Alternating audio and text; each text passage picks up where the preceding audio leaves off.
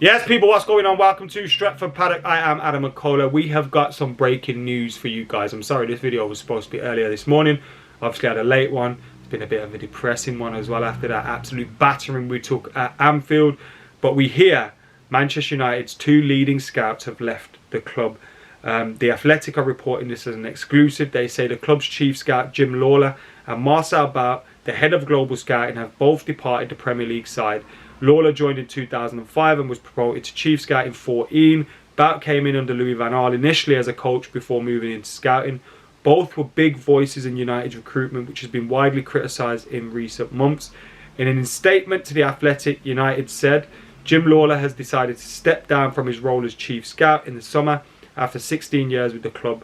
During that time, Jim played a key role in the development of multiple trophy-winning Manchester United teams and was an important source of guidance to Sir Alex Ferguson and each of the managers who have followed him. Jim leaves the club with our warmest thanks for his significant contribution. Marcel Bout has departed from his role as a head of global scouting after 8 years with the club. A respected figure within and outside United, Marcel has played an important part as an assistant coach and in the strengthening of our scouting capabilities in recent years.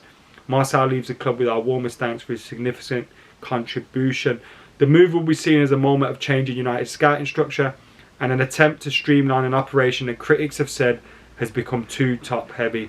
John Murtough has full control of football operations and has driven some of the changes as he seeks to help turn United around. Key to those changes will be the appointment of Erik ten Hag, who has reached an agreement in principle to become the next Manchester United manager. We also hear as well that announcement could be coming this week. It kind of feels like maybe they've seen the shit hit the fan with United at Anfield. Got another difficult game coming. They can kind of, get the United fans excited about the appointment of Ten Hag, and we'll forget about what happened at Anfield. We ain't forgetting about what happened at Anfield at all. How influential were the two men at Manchester United? Asks The Athletic as well, which is interesting. And under Sir Alex, Jim Lawler was a key influence. I remember him from all the years on Championship Manager, Football Manager, seeing his name there. He was United's chief scout. Pointed out to us it was a waste for Henrik Larsson to play in Sweden when he had still so much to offer on a bigger stage. Like, those are the kind of transfers he's helped us with. So maybe now you are looking at a man that has kind of, maybe the game's evolved, the game's changed. Manchester United has changed. Do you know what I mean?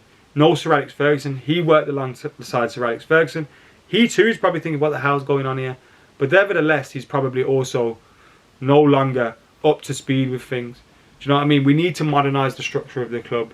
We need to move the club in line. And maybe this is a start of Ten Hag getting his own way in terms of, having the staff and those kind of things that he wants in place. It was interesting comments from Rangnick last night. He said, there will be a rebuild for sure. That was obvious to me in the first 3 or 4 weeks. There could be 6, 7, 8, maybe 10 new players. Now, whether that happens or not in one transfer window remains to be seen. But when you consider the players that we already know are definitely leaving in the summer, Matic, Pogba, Mata, Lingard, Phil Jones, that's already 5 players that you need to replace. Then you've got other players who are on the fringes or possibly could be leaving or may want to get rid of. Maguire's, Bailly's, what happens to Delo and Tellez and Luke Shaw and McTominay, Fred. Like, there's so many players that could go. We could actually get rid of, hopefully, we get rid of about 10 of these lot. But at the same time, we're dealing with the Glazers. We're dealing with Manchester United. We're dealing with the way they run things. Are they going to be able to sign 10 players? Probably not. 8 players? Probably not. 7? Probably not. 6? I reckon we should be happy with 3 if we get them. And that's where we are. Do you remember under Mourinho when he was like, I want 5 signings, we get 4. I want 4 signings, we get 3. Ollie would say the same, I want 4 signings, we get 2 or 3. We were always 1 player short. Again, you're just moving backwards, aren't you? Because you're always playing catch-up every single transfer window and you're never getting what you want anyway. Sky, as I said, are reporting that Erik ten Hag will be announced as Manchester United's next manager this week. So we're waiting now on that report and that announcement from the club. Obviously, though, you do have the fact that the cup is out of the way now. The Dutch Cup's gone for him. They obviously lost that. And now it's just the league title they're playing for. So it's probably a little bit more likely that it will be announced. We also hear from Sky, it is increasingly likely that Paul Pogba will leave Manchester United. He is understood to be hurt by the reaction of some United fans who booed him against Norwich. Again, I said it at the time, I don't agree with booing our own players at all. I didn't agree when it was Harry Maguire, didn't agree back in the day when it was Kieran Richardson. I don't agree now. I understand why some people do it when you've got your agent constantly speaking for 6 years and, you know, your brother speaking on Spanish TV and you've never really been committed. When emotions are running high, I can get it. In my opinion, I don't think Paul Pogba deserves singling out in this team, especially when people sing Cavani's name and that geezer can't even be asked to turn up. Like, even if Pogba doesn't want to be here, he trains, he's never really kicked up a fuss, he's played a lot for us. I do think though, as much as there's been a failure on maybe Paul Pogba's part at Manchester United and the consistency issues and all that, I think when you look at what we're seeing now with Pogba, what we're seeing now with Rashford, you know, Sancho hasn't been great this season, Varane hasn't.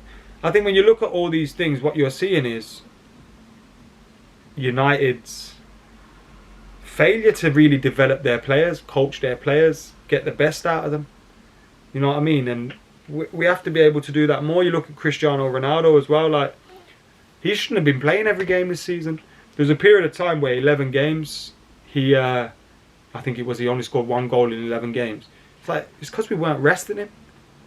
He's an older man now. We need to rest him when we can. But you can't rest him when you got the likes of Cavani just not being asked to turn up. So, yeah, Paul Pogba's time's up at United, but it's probably the best for both worlds, isn't it? Unfortunately, because I still think he's a fantastic player, and I would have loved to have seen him in a good, fully functioning Manchester United with a great coach. Fortunately, we've not had that at all. But yeah, anyway. So yeah, loads going on at Manchester United at the minute. Going to be loads of outs. There's going to be a few ins. There's going to be a lot of talk. We're going to be here on Stretford Paddock covering it all. We're even going out on the pre-season as well, where we're going to Bangkok and then Melbourne. Possibly could be Perth after that, but I'm not 100% sure yet. There's rumours flying about here, there and everywhere. But we're definitely going to Bangkok. We're definitely going to Melbourne. And if United goes somewhere else, not even concerned about the football. More concerned about meeting some of you guys, getting you guys on the fan cams and things like that, and getting to meet some of you lot out there, which we don't get to do, obviously, unless you guys come to Old Trafford. So that should be fun. But yeah, keep it like, comment, share, subscribe. Until next time on Stretford Paddock, we will be back. But for now, I'm out of here. See you in a bit.